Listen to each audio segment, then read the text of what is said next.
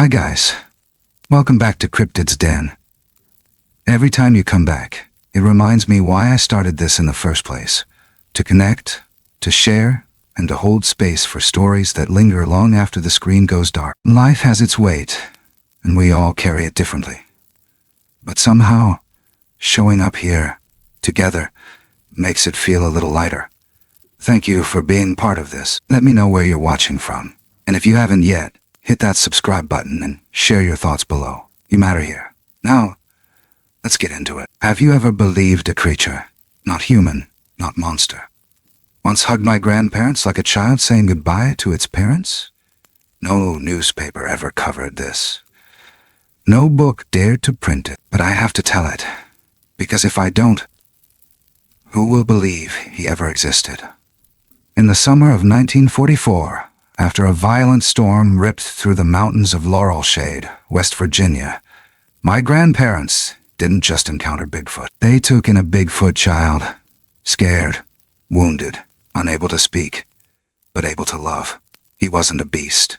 He played, he laughed, he feared thunder, and he found peace sleeping beside our old dog. His name was Ashern, named after the scent of smoke and ferns on his fur. And I know this story because my grandmother fed him, bathed him, and watched him learn to smile again. This isn't folklore. It's a memory buried in the soil of our backyard. In the next few minutes, you'll learn why Bigfoot isn't a myth, but a child once lost, then found, then remembered.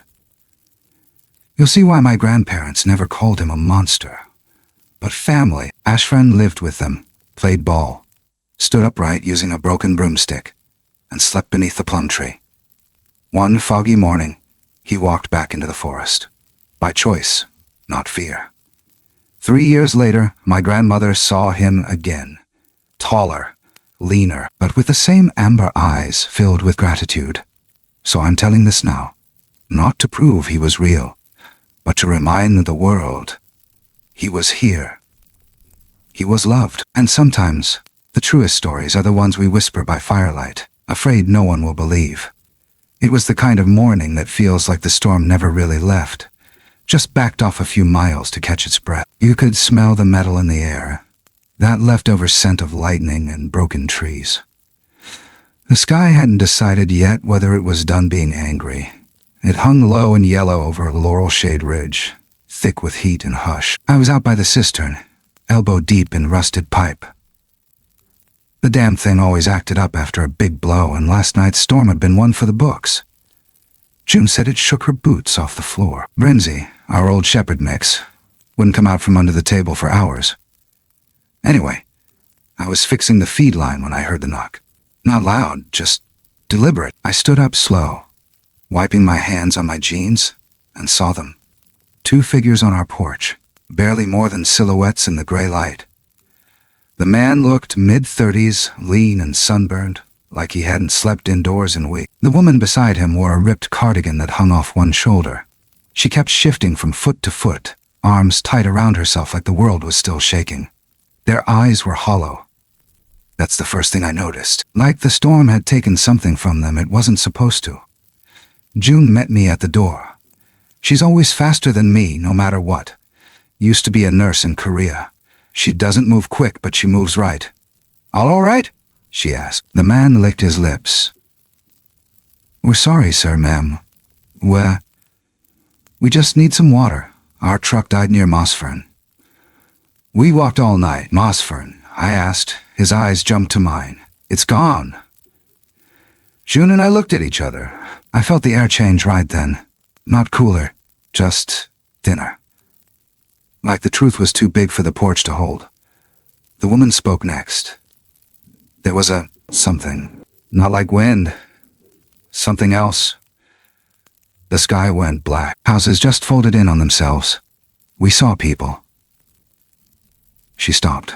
He picked up the thread. Power lines dancing like jump ropes. Roofs popping off. One guy got pulled straight up. Did you call for help? June asked gently. We tried. Signal's out. Everything's out. The radio tower's bent in half. Please, just a little water. We'll go. I led them to the cistern. gave them our spare jug. June handed over 2 jars of peaches. The man took them with a nod so grateful it felt painful to watch. But just before they left, just as they stepped down the porch, the woman turned. "We saw it," she said quietly, almost to herself. Big as a horse, standing up, yellow eyes like lanterns. She didn't wait for us to respond. She just walked. Didn't even look back. I watched them disappear down the trail, that broken cardigan flapping like a torn flag. The trees swallowed them quick. June didn't say anything at first. She just closed the screen door real soft. Then she turned to me, slow and still. "That wasn't all," she murmured. She left something out. I started to argue, started to say, "Sure, they're rattled, maybe imagining things." But her eyes silenced me. She sees things I miss. Always has. Later. When I went out to check the chicken coop, Brimsy barked at the fence. Not his usual bark. This was sharp, focused. Like he knew something didn't belong. I followed him to the back gate, where the woods begin. That's when I saw it. Caught on the edge of the splintered fence post. One long strand of hair. Dark. Almost black, but thicker than any hair I'd seen. Not horsehair. Not coyote. And long. Longer than a man's. I pulled it free. Held it in the morning light. It shimmered just barely. Not with color, but with weight. Like it remembered something. I didn't tell June right away. Maybe I didn't want it to believe what that girl had said was true. Maybe I was afraid that it was. But the hair burned in my pocket all day, heavy with questions. We sat quiet that night. June cooked, but neither of us really ate. Brimsy lay by the door, ears twitching at sounds only he could hear. And the woods, they were too still, too quiet. Like everything out there was holding its breath, same as us. Before bed, I looked out the window. The stars were hiding. No wind. No bugs. Just that thick silence again. June stood beside me. "If something did crawl out of that storm," she whispered, "I don't think it's done with us." I nodded, but I didn't know what to say.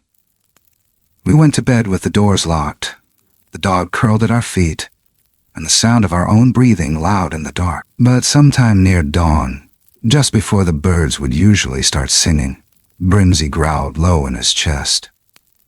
I sat up. June was already awake.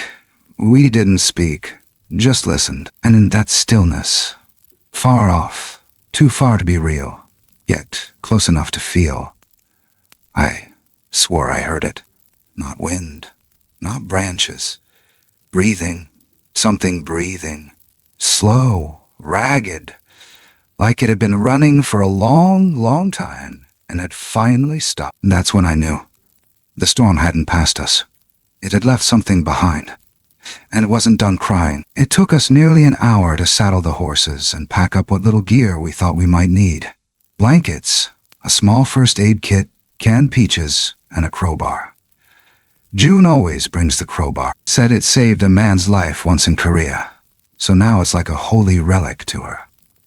The dog, Brimsy, paced in circles the whole time, like he knew where we were going before we did. He kept glancing out toward the ridge, ears twitching, tail stiff. The air smelled burnt, but not from fire, more like scorched metal. That kind of char you only get when something's been twisted until it screams. The path into the lower valley was a mess of downed limbs and broken stone, and every few yards, something new. A ripped tarp hanging from a tree. A plastic baby shoe in the mud. A mailbox wrapped halfway around a telephone pole like it had tried to hold on and failed. Nature didn't do that. Wind alone doesn't mangle things that way. It felt like we were riding into the aftermath of something that had both purpose and rage. When we hit the clearing near Mossfern, everything stopped, even the wind. June pulled her horse to a halt without a word. I followed suit, letting the silence sink into me like cold water.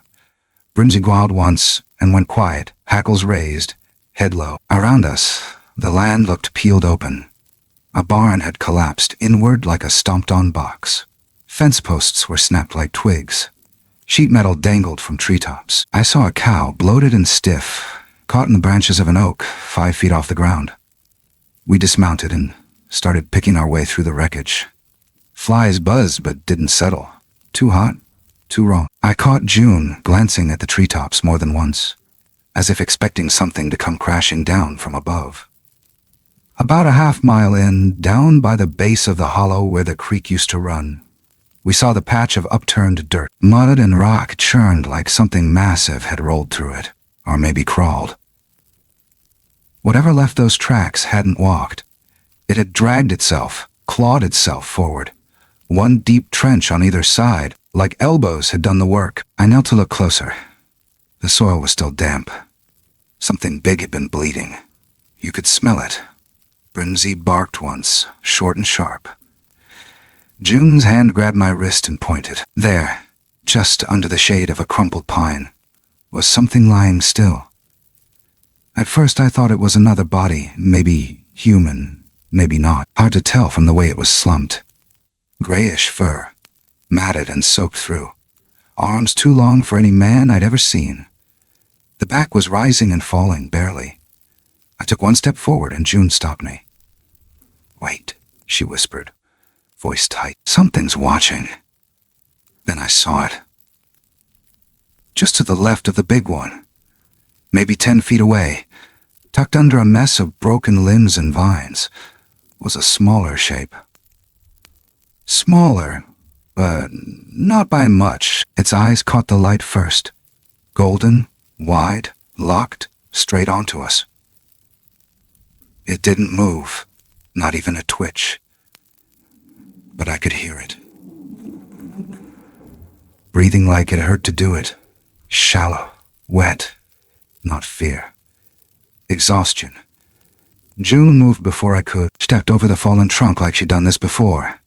She crouched low, one palm up like she was coaxing a frightened child. "It's okay," she said gently. "You don't have to run. You're not alone." The small one blinked once, slow. Then its hand moved, just an inch, just enough to pull a little closer to the figure beside it. It wasn't dead, not quite. The big one's shoulder twitched, then its fingers curled weakly in the dirt. Then it did something that hit me harder than any scream would have. It opened one eye, looked at June, and cried.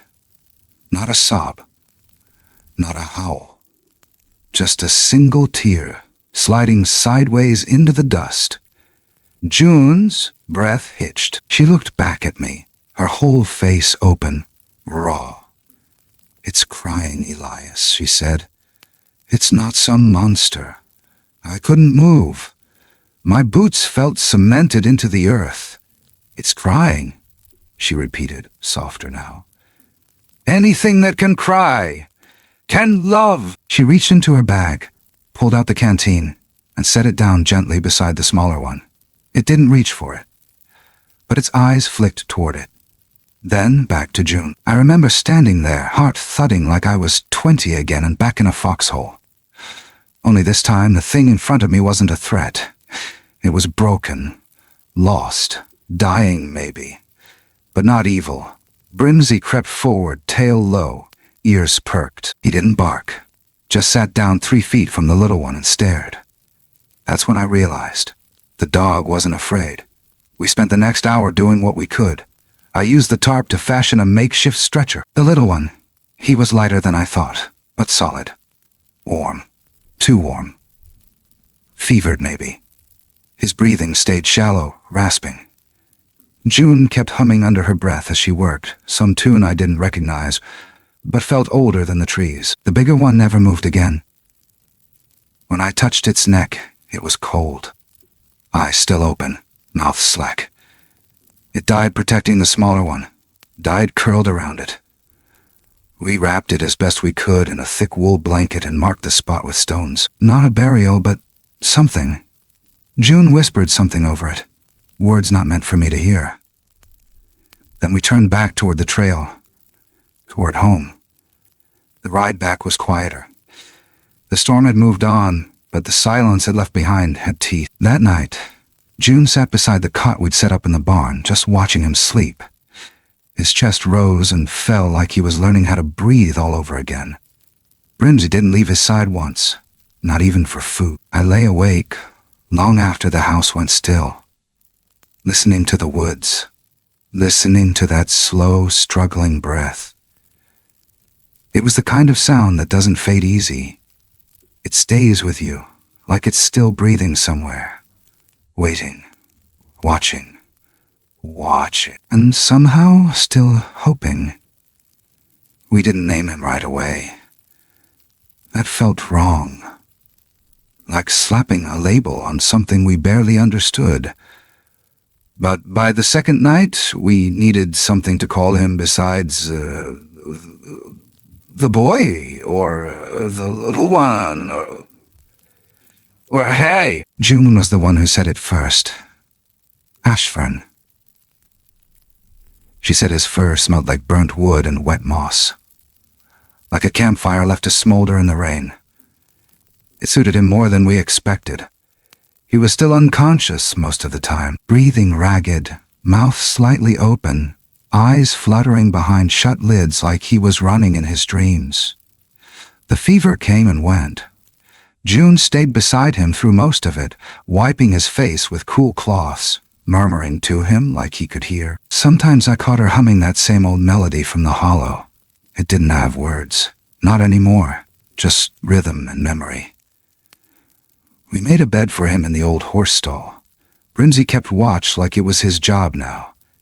He didn't bark, didn't whine, just laid there, tail curled over his feet, eyes never leaving the figure curled on the hay.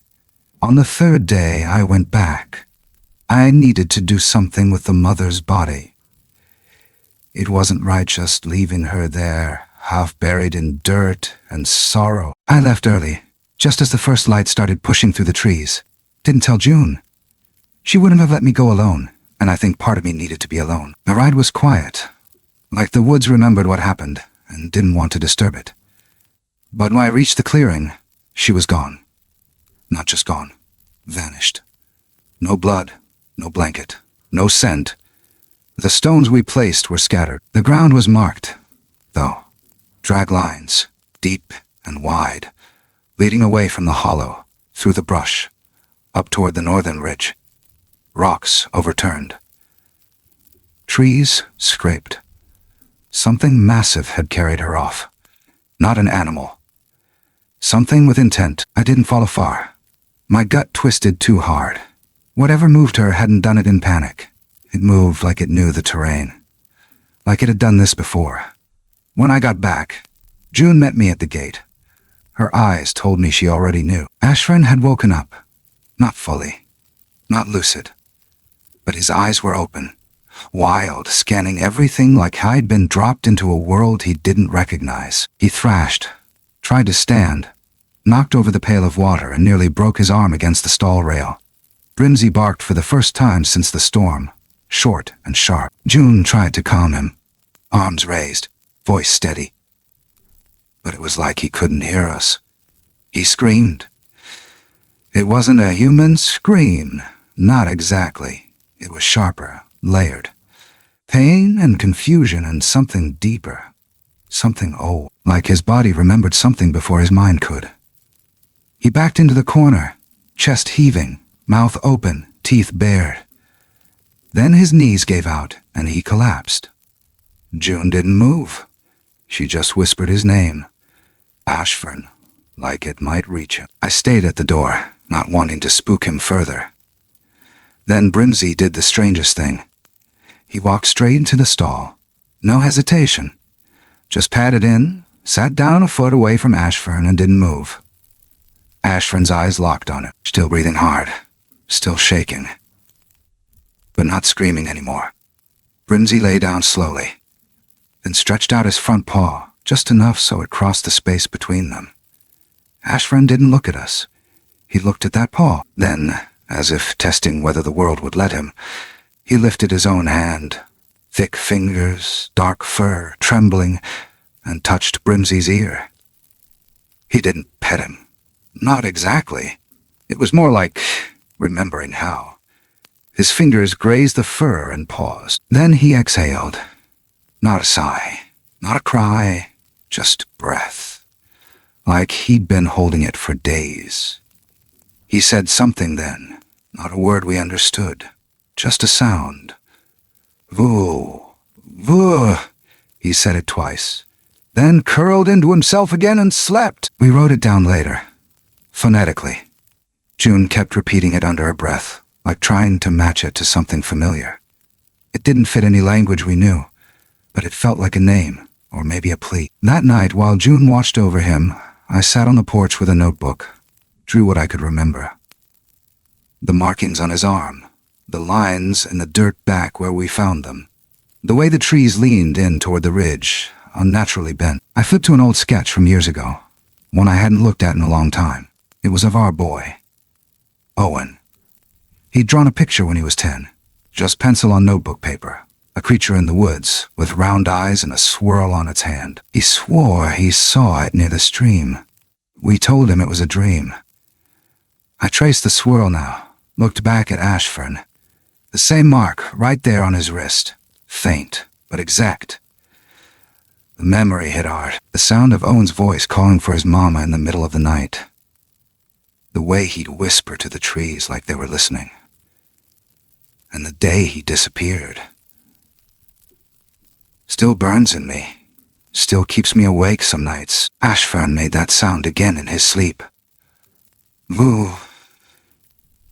June sat beside him, brushing back the fur from his forehead, like she'd done for Owen when he had fevers. Her face didn't flinch, didn't question, just loved him. The barn was quiet except for the crickets and the occasional snore from Brimsey. But something had shifted. We could feel it, not peace, not safety, but something like trust, fragile, earned. Ashern woke once more before dawn. They looked at us both with heavy eyes. Didn't speak, didn't flinch, just stared. Then closed his eyes again and pulled the blanket tighter around himself. And in that stillness, in that moment where nothing moved and everything felt like it might, I knew. He wasn't just surviving, he was remembering. And maybe, just maybe, starting to believe he wasn't alone anymore. But deep down, I also knew this wasn't the end of it. Whatever had taken his mother, whatever had dragged her into the hills, it wasn't finished.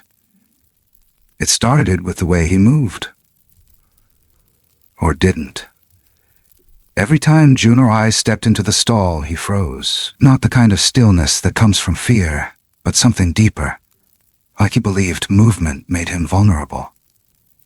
He'd curl in tighter, pretend to be asleep, hold his breath. But we weren't blind. We'd leave him a bowl of water, a little mash, smashed nuts, oats, goat milk, a splash of molasses. And when we came back, the food would be gone. Always when we weren't looking. He never let us see him eat. June figured it out first. She started leaving the bowl just under the ledge of the trough, out of direct line of sight from the barn door. Then she'd walk away slow, humming, like she wasn't watching. I'd pretend to tinker with the tractor outside. We never peeked. We just waited. One evening, the bowl was licked clean, and there were small paw prints in the dust around it, not Brimsey's. Wider pads, longer fingers. That was the day we stopped calling him the creature, even in whispers. By then, the name had settled into the bones of the barn. Ashern. It rolled easy on the tongue now. It felt like his. June didn't push him. She never does. But one afternoon, she stepped into the stall holding an old broom with the head cracked sideways. She didn't say a word, just held it up in front of her, handle pointing toward him, and leaned slightly to the left. Then back, then forward again. A kind of rocking motion. Simple. Steady. Then she let the broom fall and sat on the hay beside him, silent, still. The next day, he was on one knee when we came in, shaking, breathing fast, but trying. When he lost balance, he didn't cry out. He just pressed his palms into the straw and stared at the floor like it had betrayed him. He tried again that night, and again the next morning. It was like watching a tree learn to walk. His limbs were strong, but unused. His joints moved like they hadn't been oiled in weeks. He swayed, tumbled, caught himself on the rail. Each time he got a little steadier. By the fourth day he stood. Just for a moment. But it was enough. Brinzy wagged his tail and gave a soft, approving huff. Ashern looked at him, then at June, then back at the wall. He didn't smile. But something in his shoulders eased. Later that week, I brought in a sketch pad. I'd been drawing him, bit by bit, trying to capture his movements, the texture of his fur, the way his eyes caught the light. But that day, I drew something else. It started when I saw the mark on his wrist. It wasn't a scar. It wasn't paint. It was part of him. A swirl. Like a spiral carved into the skin by time itself. I'd seen something like it before, long ago, in a book about Appalachian symbols. Old stuff. Pre-colonial. Stories of watchers in the woods, spirits with marks like knots in trees. I didn't show June the drawing right away. I wasn't sure what it meant, but I kept tracing it in the margins, over and over. That night I dreamed of a voice, soft, female, distant but clear. She said, "The one who bears the mark does not belong to your kind." I woke with my hands shaking. June was already up, sitting beside Ashern, brushing the hair behind his ears with the gentlest touch. He leaned into her palm like he'd done it his whole life. She looked at me, eyes heavy with sleep but sure. "He had a nightmare," she whispered. Didn't scream, just trembled. Like he was falling. I didn't tell her about the dream. Not then, but the feeling stuck with me, like sap on the skin. It didn't fade. That afternoon, Ashern did something new. He laughed, or tried to. June had tripped over a feed bucket and muttered something under her breath. Something silly, probably, knowing her. And he let out a huff, a real, air-in-the-lungs kind of huff. Then his mouth pulled back, not fully, just slightly. The corners lifted like they wanted to understand joy. But his eyes, they didn't match. They shimmered. Not with mischief, not with light. With something close to sadness. The laugh twisted, collapsed into something tighter. His lips quivered. His body hunched. It wasn't laughter anymore. It was something trying to escape. Something caught between memory and instinct. June crouched beside him, arms open, not touching. Just there. He didn't move. He didn't run, but the moment passed like a cloud blocking the sun, and he went still again. That night, I sat by the barn window, watching the stars flicker through the wood slats. Somewhere deep in the trees, an owl called, distant. The woods felt different again, not hostile, not peaceful, expectant, like they were holding their breath. I looked back down at the swirl in my sketch pad. My hand moved almost on its own, tracing another ring. Then another. 3 loops, a line crossing through. It matched something I'd seen once. Carved into a tree in a part of laurel shade no one visits anymore. I thought it was graffiti, or a prank. But now I wasn't so sure. Ashern stirred in the straw. Brinzy stood, stretched, then laid back down with his muzzle tucked under his paw. June didn't sleep that night. Neither did I. And somehow, without saying it aloud, we both understood. Ashern was learning to stand, but something in the woods had already been watching. And soon, it might come looking for what stood back up. It started with the drawings. He didn't ask for charcoal, not out loud. But one morning, I found a lump of scorched wood missing from the stove pile. And by the time I stepped into the barn, I saw them. Strange shapes scrawled in the dirt by the stall. Circles, lines, overlapping spirals like knots in water. Not random, repeated, symmetrical in a way nature rarely is. At first I thought it was some kind of imitation. Maybe he'd seen me sketching and was copying the motion. But then he started doing it at night, when he thought we weren't watching. He'd crouch low, humming this breathy little rhythm in his throat, and trace the shapes over and over again. Sometimes he'd wipe them away right after, like they weren't meant to be kept, like he was remembering something that scared him to remember. June noticed it too. She didn't say much, just watched with that same furrow between her eyebrows she gets when she's stitching a wound or hearing something she knows doesn't quite fit. The swirl mark on his wrist. It matched one of the symbols, dead on. We checked again against the old folkcraft book I found in a dusty box behind the pantry. The one on Appalachian mythology. There was, plain as day, 3 interlocked circles with a slash through the middle. Mark of protection, or warning, depending on who carved it and why. That same week, the forest changed. Not the trees, not the color or the light, the sound, or maybe the lack of it. I'd sit out on the porch with my coffee, Brinzy curled at my feet, and realize it was too quiet. No crickets, no birds, just the wind brushing the tops of the pines, and this low presence, like pressure in the air, thick and waiting. Then, 3 nights in a row, we heard it. A whistle. Not human. Not quite animal either. It came from the ridge. Same pattern every time. Low tone. Pause. 2 short bursts. Then silence. Brinzy would lift his head but wouldn't bark. Just listen.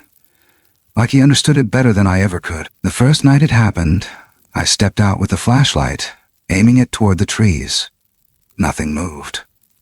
Nothing answered. The second night, Ashern stood by the barn window, watching the woods, eyes shining like a cat's. He didn't speak, but he opened his mouth and exhaled that same 3-part whistle, low and unsure, testing. Like a child mimicking his father's call. June stood behind him, hands folded. She didn't stop him. That third night, he answered for real. It wasn't just mimicry anymore.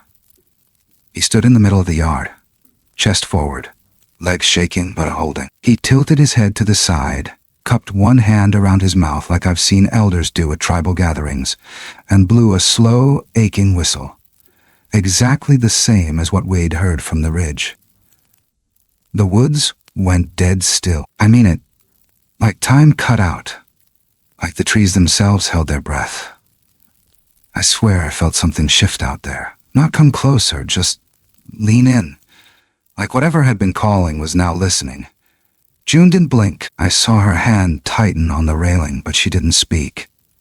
Ashern stood for a moment more, then slowly lowered his arm and stepped back. He looked toward the tree line, not with fear, with recognition, like he knew what waited out there and it knew him. The next morning, we found more drawings. This time inside the barn, scratched into the wood panels behind the hay bales. Same spirals, same 3 circles, etched with what looked like claw tips. June brought out her great-uncle's old trunk from the attic, the one full of regional maps and family journals. She laid a few entries in front of me, handwritten stories passed down, barely legible from age. One caught my attention, a passage from 1892. They mark the young ones to guide them home. No hunter shall harm the child who carries the sign. If the call is returned before the second moon, the watchers shall gather. My hands shook as I read it. My hands shook as I read. It matched too closely to ignore. Later that day, I found Ashern crouched by the old goat pen with a stick in his hand. He was humming again, quiet and low, and tracing the symbols into the dust. When he saw me, he froze, but I didn't say a word. I sat down near him, left enough space between us to mean safety. After a long pause, he did something I hadn't seen him do before. He handed me the stick. I took it. He watched as I drew one of the spirals back into the dirt. Not perfectly. My hand was shaking. Then he nodded. Just once. That night, we heard the whistle again. Closer. Ashern didn't wait this time.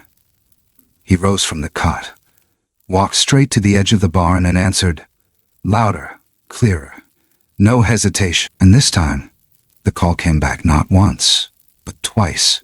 2 different tones. 2 sources. Something shifted in him after that. He moved with more purpose.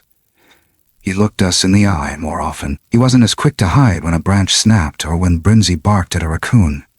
It was like a part of him that had been asleep was waking up, like hearing those sounds unlocked something ancient in his bones. That evening, June opened the old sketchbook again, comparing the symbols he drew to the ones in the folklore texts.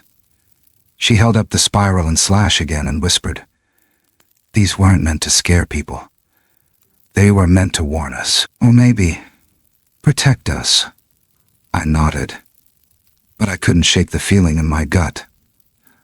I looked at Ashern curled up by the lantern's glow, his hand resting on Brimsy's neck. He looked peaceful, almost like a child again. But I knew better. Somewhere out in those trees, someone or something was calling for him, and he was starting to answer. The question that stuck in the back of my throat was whether we were keeping him safe by holding him here, or if we were standing in the way of something much older than any of us. And I knew the woods weren't done with us. Not yet. It was the kind of morning where the fog doesn't lift. It just sits heavy, like it's waiting for something. I remember opening the screen door and standing there barefoot, cup of coffee cooling in my hand, and realizing I couldn't see the trees past the fence. The mist clung to everything. Wire, wood, skin. Even Brimsy looked unsettled, nose twitching hard like the world had changed shape overnight. June came out a few minutes later. She didn't say anything. She didn't have to. We both felt it. The quiet wasn't normal. It was the kind that presses in, makes your breath feel too loud. And then, just when I thought the silence had stretched as far as it could, Brimsy barked. Short, clipped, not panicked, not playful. A warning. We both froze. He was staring out toward the pasture, ears high, body rigid. I followed his line of sight. At first, I didn't see anything, just fog. Thicker than before. Then I noticed it. Movement inside the stillness. 5 shapes. Large. Still a stone. I don't know how long they'd been there, but they weren't approaching. Just present. Not human. Not deer. Not bear. They stood too upright, too wide. Their silhouettes barely shifted in the mist, but you could tell they were alive by the way the fog seemed to move around them, like air bending around heat. I stepped forward. June caught my arm, but I kept moving, slow, steady, just enough to let them know I saw them. I didn't shout. I didn't raise my hands. I just stood there with my heart hammering in my chest, waiting for something to happen. That's when Ashern came out. He didn't run. He didn't pause. He walked right past us, barefoot in the dew-wet grass, chest rising like he'd been holding something back for days, and finally had permission to let it out. He stopped about 10 feet from the edge of the fog, tilted his head, and whistled. 3 tones, low, deep, full of something that wasn't just memory. It was recognition. They stepped back, 1 slow pace, then another, then faded into the fog without turning. Like they'd only come to make sure. Ashern stood there a long time after they disappeared. His shoulders were relaxed, his breathing calm. He looked taller somehow, like standing in front of them had stitched something back together inside him. Then he did the strangest thing. He turned to us, me and June, and he smiled. It wasn't a human, and he smiled. His eyes crinkled at the corners, and he pressed his palm to his chest, right over the swirl on his wrist, held it there. He didn't speak. He didn't have to. We understood. He knew them, and they knew him. Back in the barn, he took a piece of charcoal and drew 5 marks on the wall, 1 for each figure, each different, each precise. Like they weren't just visitors, they were names, stories, people.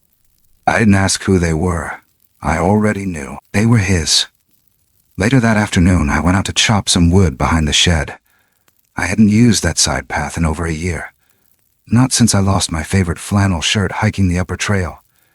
Slipped off my pack without noticing, but there it was, hung carefully on a split fence post, faded, torn at the sleeve, but still mine. And looped through one of the buttons was a braid of coarse gray fur, not Ashern's. Bigger, older, deliberate. I stood there for a long time, the axe dangling from my hand. The air still too thick with fog, and tried to convince myself it meant something else. But I couldn't. They'd been here before. Maybe even longer than one known. Maybe they'd been watching not just Ashern, but us too. That night, June made cornbread and stew. We sat together in the barn, no one saying much. Ashern sat with his legs crossed. Brimsy curled up beside him, tail thumping slow against the hay. He looked content, settled, but not done. Before bed, he stood at the barn door again and stared into the trees. He didn't whistle this time. He didn't need to. Whatever was coming next, it had already heard him, and it was waiting. The morning he left was the quietest one I can remember. Not in the way fog hangs heavy or the birds forget to sing. It was quieter than that. Like the house itself knew. Like the wood and dust and light had agreed to hold their breath until he was gone. He'd been different since the fog lifted. Not distant. Still gentle. Still watching June when she moved through the kitchen like she was something sacred. But there was a pull in him, like a string had been tied deep inside his chest, and it was slowly tugging him back towards somewhere older than our voices. He hadn't drawn in days, hadn't whistled, but he'd sit out by the stump at sunset, staring toward the ridge, the moonlight catching in the tufts of fur along his shoulders. His chest would rise and fall in slow, steady rhythm, like he was sensing with something far off. Then one evening, he brought June a rock. Not a gift, not really. Just a smooth river stone he'd carried in both hands. It had 3 lines etched across it. His spiral again, but sharper this time.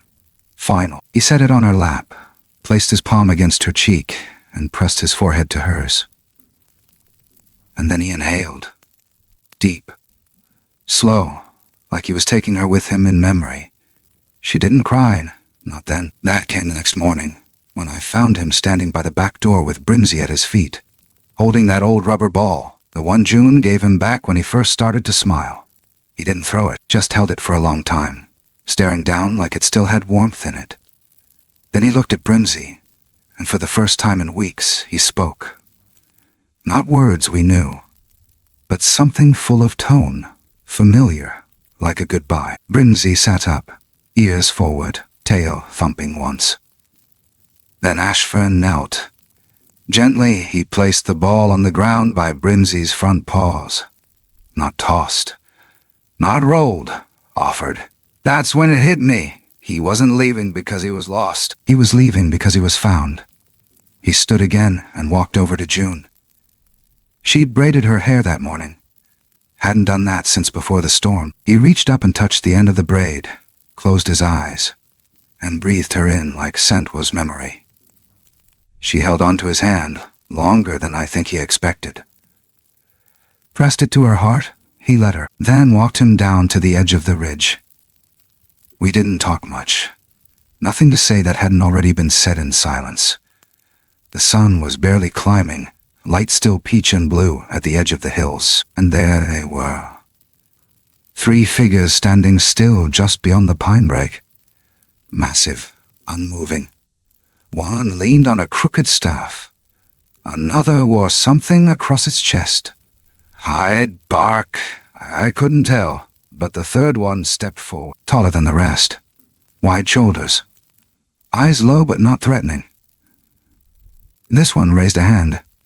Not a wave, not a warning. Something else. A gesture I'd seen only in old photos of tribal elders, a sign of welcome and respect. Ashern turned back once, looked straight at me. He didn't smile. Didn't need to. He just placed his palm on his own chest, then pointed to the sky.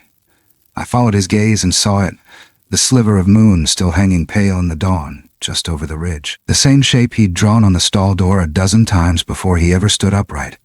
Then, he stepped forward. The biggest figure shifted slightly to let him pass, and for a brief second, their silhouettes overlapped. That's when I saw it. The cloth hung over the massive shoulder of the one in the lead, faded red and blue plaid. My old shirt, the one I lost last spring. I never found it. June said I probably left it on the trail. They'd kept it, worn it, like a piece of us mattered enough to carry. I don't know how long I stood there after they vanished into the trees. Long enough that the sun rose. Long enough that the wind picked up. Long enough to feel the ache behind my ribs swell in a way that didn't hurt. But didn't heal either. When I got back to the house, June was sitting on the porch with a mug between her hands. She didn't ask. Brimsy was by her side, head on her knee. Between them sat the ball, untouched. I picked it up, held it in my palm. Still warm. Or maybe I just wanted it to be. We never heard Ashern's whistle again. But sometimes, when the wind comes from the north, and the pines sway like they're listening to something deeper than us, Brimsy lifts his head and whines, not sad, not scared, just remember. And on nights when the moon curls like a hook in the sky, June lights a candle by the barn door, not for mourning, for blessing. Because not all things that leave us are gone. Some just go home, and they don't take everything with them. 3 years is a long time for silence to grow roots. Long enough for fog to become memory, for grass to retake a path once pressed down by heavy feet, for the barnwood to gray a little more, splinter at the corners. Long enough for a house to forget the sound of a certain whistle, but not the weight of it. After June passed, I moved into the smaller room downstairs. The stairs had started complaining under my knees, and truth be told, the upstairs felt too empty. Too quiet. Her quilt still covered the bed. Her boots still leaned against the wall. Laces tangled just the way she always left them. I didn't move them. Couldn't. I kept the barn clean, though. Swept the stalls, oiled the hinges, mended the gate where Brimsy used to scratch when he wanted out to greet the dawn. That dog held on longer than I thought he would. But when he went soft. No whine. No struggle. Just lay down beneath the window Ashern used to sit under and didn't wake up again. I buried him out back by the oak, same spot we buried the old mare. June had wanted wildflowers planted there. So now the ground blooms every spring in a burst of gold and blue and white, like something wholly lit up from beneath. I didn't talk much after that. Didn't need to, but I read his journal. Not mine. His. Elias's, my grandfather's. I found it tucked behind a loose panel in the barn after we started cleaning the place out for the move. I had my son with me, little guy barely 6, tugging him at my shirt every few steps, asking what every hook and nail used to be. And there it was. A worn leather notebook wrapped in oilcloth, the pages still smelling faintly of smoke and cedar. I opened it slow. The last page made me sit down on the hay like someone had kicked the air out of my lungs. It wasn't a confession. It wasn't a goodbye. It was a drawing. Ashern. Not just how he looked, but what he meant. Standing at the center of a split path, trees behind him, moon above, swirl carved into his hand. 2 arrows, one pointing back to the woods, one forward toward the house. A foot on each, and beneath it, my grandfather's handwriting. He belonged to both, and to neither. That's how I knew he'd always remember. I don't know how long I stared at it, but I do remember what happened next. My boy, his name's Noah, wandered outside while I sat there. I didn't notice at first. Then I heard it, a whistle. 3 tones, low, uneven, clumsy, like lips trying to remember a song they never quite knew. I shot up so fast I smacked my head on the barn beam. Ran outside, heart pounding harder than it should for someone my age. Noah stood at the edge of the garden barefoot, mud up to his ankles, staring at the tree line. I reached him just as the second sound came. Not an echo, not the wind. A reply from the woods. Soft, exact, the same 3 tones. He turned to me, didn't say a word, just pointed, and there it was, pressed deep into the wet earth. Toes splayed wide, heel sunken, bigger than my forearm. Not fresh, but not old either. I dropped to one knee, touched the edge of it with shaking fingers, still warm. Or maybe I just imagined it. That night I walked the barn alone, ran my fingers along every slat, remembered where he used to draw, where he used to sit. And when I reached the old stall door, right where the moonlight cuts through the slats, I saw it, carved deep, not fresh, not fading. A swirl, 3 rings, same as before, and next to it, just faint enough to make me doubt my eyes, another mark. A crescent. I pressed my palm to the wood, felt nothing, but everything. I didn't tell Noah much, not yet, but when he asked me who taught him that whistle, I looked him in the eyes and said, someone kind. Someone who remembers. He nodded like he already knew. And maybe he did. Maybe some echoes don't leave. Maybe they wait. In roots, in wind, in old wood and muddy earth. Maybe love, real love, doesn't vanish with time or silence. Maybe it circles back, in footsteps, in songs, in stories passed on in whispers and symbols. And maybe, just maybe, he left a part of himself here, enough to let us know he was still out there. Still listening. Still remembering. Some stories are never really about answers. They're about presence, about the quiet way love leaves fingerprints where no one else is looking. On old wood, in the sound of footsteps that stop just shy of the porch, in the way wind moves through trees like it's remembering something it once heard. The heart of this story isn't mystery. It isn't fear. It's that unspoken pull between souls who were never meant to find each other, but did, and what they chose to do with that moment.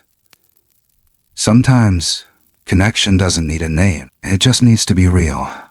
A hand reaching out in the dark, a breath shared, a gaze held long enough to say, "Ye see you." We spend so much of our lives trying to define what's different, what's strange, what doesn't fit. But maybe the most sacred thing we can do is sit quietly beside it and choose not to turn away. Not everything that walks beside us is meant to be understood. Some things are meant to be accepted. And maybe, once in a while, even loved. There are bonds that don't follow the rules of blood or species or language. They happen in the in-between, in the space where grief meets grace, in the trust that forms not because it was taught, but because something deep and aching recognized itself in someone else. That's where stories like this are born, not from logic, but from the soul's stubborn refusal to stop caring. The world teaches us to fear what we don't recognize. But sometimes the things we fear the most aren't monsters. They're messengers, carriers of memory, reminders of the parts of ourselves we've forgotten. And in those moments when we choose not to run, something ancient softens, something sacred steps forward. This story may be ending, but its breath still lingers in the trees, in the soil, in the hearts of those willing to believe that love can take on many shapes, and family isn't always made from what we expect. Sometimes it's chosen. Sometimes it arrives without warning, torn and silent and staring back at us through eyes that say, "Huh, please don't look away." And sometimes, if we're brave enough, we don't. If this story spoke to something in you, if it lingered, if it made you feel a little less alone in the quiet places of your heart, we'd love to hear about it. Share your thoughts in the comments below. Let us know what stayed with you, what moved you, and if you believe there's still wonder left in this world. Still kindness waiting beneath the strange and the sorrow. Consider subscribing. Join us. There are more stories to tell, and you're part of them. Thank you for listening.